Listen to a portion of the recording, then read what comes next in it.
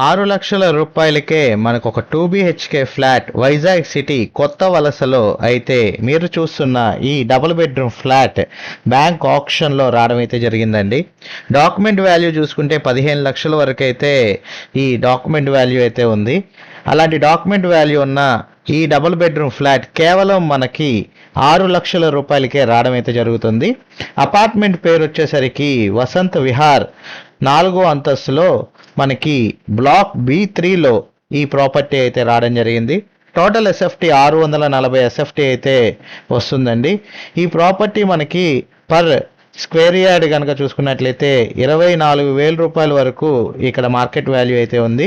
21 గజాలు మనకి undivided share అయితే ఇస్తున్నారు.